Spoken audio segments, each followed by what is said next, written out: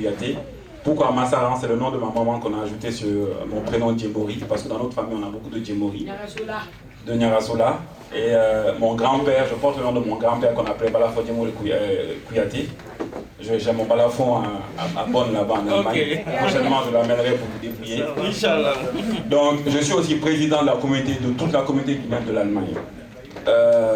Ce qui fait que j'ai un rôle quand même, en tant que Kouyaté aussi normalement, social très important. C'est pour ça que quand vous parlez de cohésion sociale, ça m'interpelle.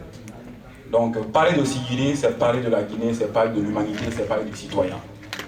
Donc il n'y a pas une Guinée sans une autre. Si on considère que les Malinqués sont individualistes, je crois que ce n'est pas mauvais. N'acceptons pas de tomber dans le sectarisme.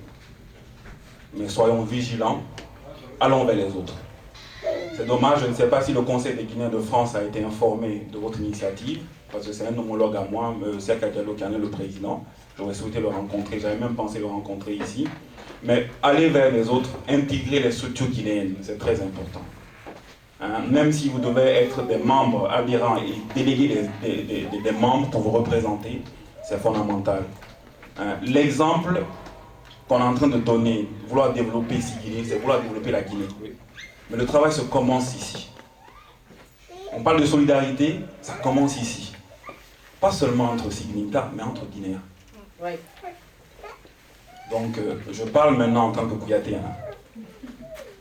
Il y a une seule humanité. Il n'y a pas deux, il n'y a pas trois, il n'y a pas quatre. Et le passage, je demande la permission aux diatrices qui sont là. Si elles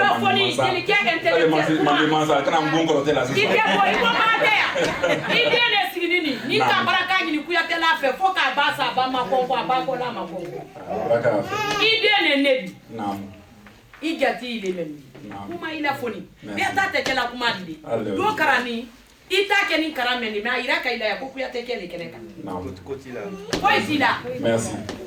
Donc le passage, je suis le fils aussi de Namankoumba Kouyaté. J'ai été associé à ces travaux et le Sosobala a été reconnu à l'UNESCO comme patrimoine mondial de l'humanité. Et le Sosobala c'est à Nyarasola, Nyarasola est dans Sigiri. Donc une richesse culturelle aussi qu'on a. Mais pourtant, Sigiri n'est pas une destination touristique. Entre autres. Donc ce que je veux vous dire de façon très ramassée, je crois que la sensibilisation c'est le point fondamental.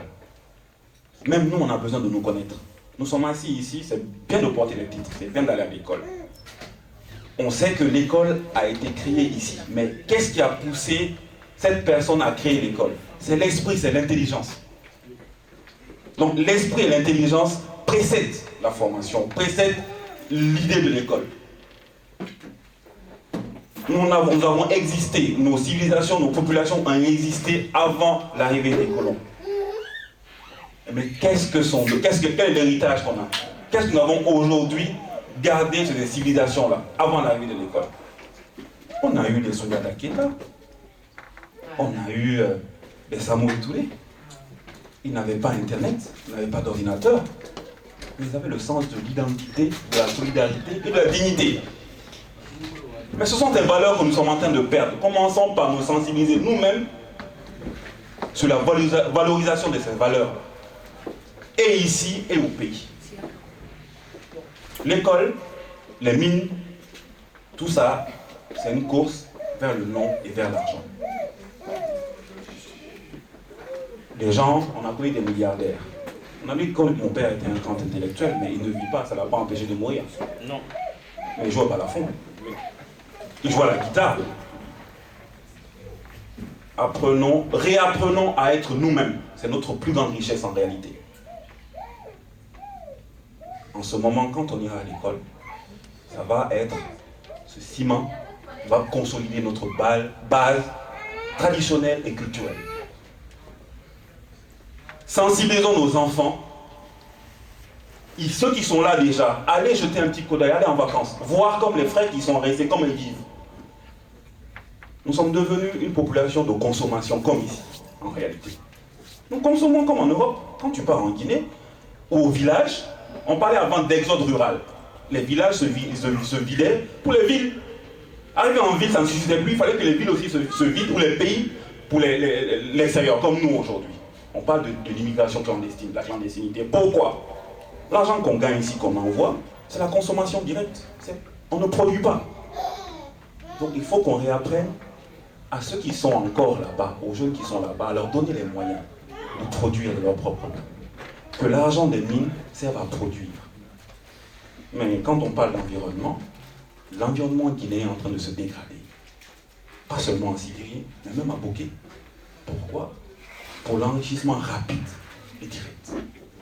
Depuis le sommet de l'État, et même nous, celui qui a une occasion d'aller en Guinée aujourd'hui avoir un poste, moi je suis habitué aujourd'hui qu'on se dise la vérité. C'est tu travailles, tu as un salaire. Qu'est-ce que tu fais avec ton salaire? Tu prends des crédits, tu fais des achats, tu achètes des belles chemises, tu entretiens une femme, tu achètes une belle voiture, on consomme. On a cessé de produire. Même ceux qui vont à l'école deviennent fainéants. On n'a pas de chercheurs chez nous. Avant, on avait des instituts de recherche. Il y a récemment un Mandé Mansa qui a fait des inventions, Montaka Keita, vous avez vu le truc sur internet, ça c'est une fierté. Donc lui, aller à l'école, c'est très bien, c'est positif. Donc sensibilisons les jeunes de Sigiri, sensibilisons les jeunes guinéens, surtout sensibilisons-nous ici à nous donner la main. La division, elle règne parmi nous, elle nous gangrène. C'est pour ça ce repli identitaire qu'on doit refuser. Mais c'est déjà un début. Si les gens ne viennent pas vers vous, allez vers les autres. Et rien sur cette terre n'est nouveau. Tout est passé avant nous. Il y a des êtres humains qui ont existé avant nous. On passera. Il y a des idées qui ont existé avant nous. Il y a des associations qui ont existé avant celles-là. Donc allez vers les gens qui étaient là. Il y a des doyens, il y a des anciens. Approchez-les, échangez avec eux. Donc moi je ne peux que vous féliciter. Et je recommande de soutenir le président. Maintenant je parle en tant que quelqu'un qui a une expérience des associations. Ne voyez pas le président par son nom ou la personne physique que vous voyez. Mais s'il est votre président aujourd'hui, c'est parce que selon vous, il incarne des valeurs et il peut les porter à ce niveau-là. Donc soutenez-le. Et que le président sache travailler de concert avec son équipe. On dit que chez nous, c'est celui qui n'a pas le sens de la parole donnée. Si vous avez commencé ça, moi je suis prêt à vous accompagner comme je le pourrais. Mais je ne voudrais pas attendre un jour qu'il y ait éclatement, qu'il y ait des problèmes. C'est la chose que je déteste dans ma vie. Tout c'est beau, demain sera encore plus beau, la soirée sera encore plus belle. Mais comme l'a dit mon prédécesseur, il faut capitaliser sur ce que vous venez de commencer pour pérenniser les acquis. Pour que l'impact soit non seulement ponctuel dans les villages et sur les individus, mais que d'autres puissent s'en servir comme exemple. Donc je ne vais pas être très long. Je suis venu accompagner 2 nouveaux membres. C'est elle qui m'a toujours parlé de cette association. Elle est assise ici, c'est Mme Nantene Sissé, Mandé Mouli de Sigiri aussi. Et elle nous a mis en contact. Je te remercie aussi pour ta spontanéité.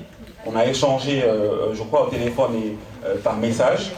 Donc, être Mandinka, le message que je vais passer, ça c'est fondamental. Parce que je dis que derrière toute chose, il y a une philosophie. Donc, il ne faut pas penser qu'il y a des divisions entre nous. Il y a une seule humanité. Je vais expliquer. Mandé, de tous les Malinké, vous comprenez le Malinké. Mais quoi, il y a la Malia, il y a Mandali. Donc Mandé, moi je n'ai pas fait l'école traditionnelle comme mon grand frère Siaka, qui est très éloquent. Il est pour moi une référence. Il vient de perdre sa femme, que Dieu lui accorde le paradis. Mandé, je me suis intéressé d'abord à la signification du mot Mandé. Dans le dictionnaire, quand tu recherches, on renvoie à un poisson, un gros poisson, un mammifère de mer, d'eau douce. Donc pour moi, ça n'a pas de signification en tant que tel. Mais ça, je me suis intéressé à l'étymologie du mot. Mandé, quand tu vas, on dit que les Malinké descendent des Maracas. Donc tu vas dans le monde Mamara, tu décomposes le mot Mandé, tu as 2 racines, Ma et Dé. En Bambara, Ma, c'est l'être humain. Et Dé, c'est fils. Fils de l'être humain. Donc fils de l'humain, c'est l'humanité. Donc à l'époque où le Mandé se fondait, selon les limites géographiques, pour nous, c'était l'humanité qui était représentée. On ne voyait pas au-delà des limites géographiques de ce Mandé-là. Maintenant, dans les composantes ethnodémographiques de ce Mandé, on retrouvait toutes les ethnies. Quand on parle des peuples, qu'il y avait des représentants du Fouta au Mandé, il y avait 4.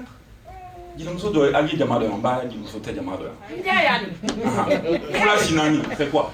C'est Diallo, Diallo, Sidibé, Sangaré et Diakité. Et quand tu regardes la géographie scientifique, la page de scientifique, on a le Fouta Diallo, on a le Fouta Massina, on a le Fouta Ouassoulou, et on a le Fouta Tourou. Rien n'est inventé. Hein. Donc ça veut dire que Fula, Mandékale, Manika, Mandékale. Ani Mankata Namende, Mandéka, Ani Manika, à Tekeleni. Donc Fula, Mandékale. Donc on est tous de la même humanité. Donc en Bekini.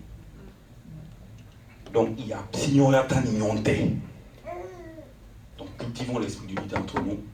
C'est le message que moi je suis obligé de passer en tant que Kouyaté, en tant que Mandinka.